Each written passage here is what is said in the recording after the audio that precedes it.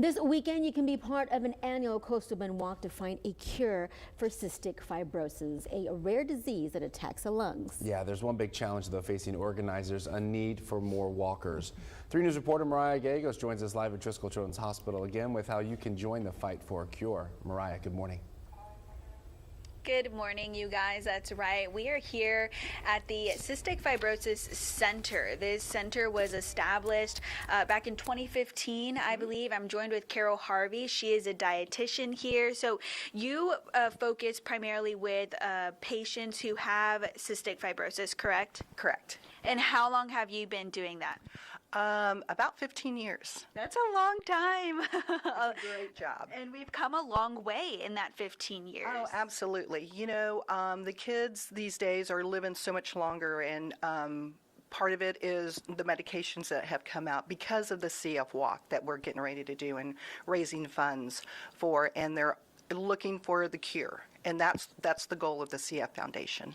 And until we get to a cure point, you know, their diet is so important. It's a part of their daily lives, a part of that daily routine.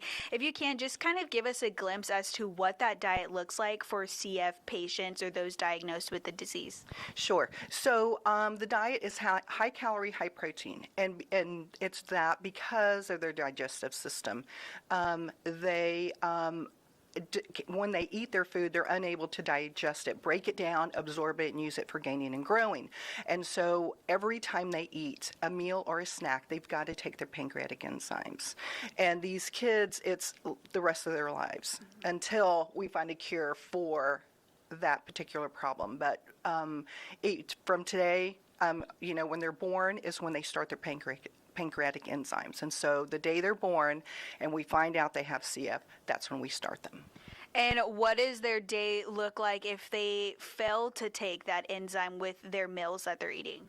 So when you eat your food and you can't break down that food, it goes right through you, and so they're unable to break it down, they're unable to absorb it, to use it to gain and grow, and so we start seeing failure to thrive, meaning they're not gaining weight and they're not growing.